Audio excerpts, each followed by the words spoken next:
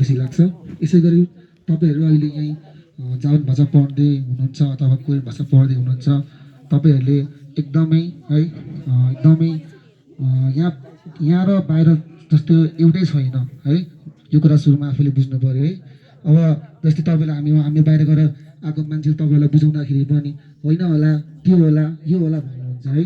तर आफूले पछि गएर जब भोगिन्छ भने थाहा हुन्छ र तपाईँले पनि आउने भाइ बहिनीहरूलाई त्यही कुरा भन्नुहुन्छ है, त्यही कुरा सिकाउनुहुन्छ। राम्रोसँग पढ्नुपर्छ, राम्रोसँग भाषा बनाउनुपर्छ, पढ्नुपर्छ। तपाईँले गर्ने भनेको त्यही होला, मोटिभेसन स्पिच दिने है। किनकि आफू त अन्तिममा दुःख पाइन्छ है, अनि आउनेहरूलाई चाहिँ तपाईँहरूले चाहिँ त्यही भन्ने हो है।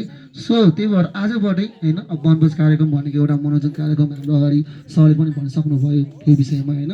मैले तपाईँलाई यो विषयमा धेरै कुराहरू भनिनँ है। सो आजदेखि तपाईँहरूले मिहिनेत गर्नुभयो भने अबको 1 वर्षभित्र अथवा 1.5 वर्षभित्र तपाईँहरूलाई मैले जापान अथवा कोरिया गएको देख्न पाऊँ। ओके है, यति भन्दै मेरो विषयमा भन्न चाहन्छु। धन्यवाद। धन्यवाद सरलाई।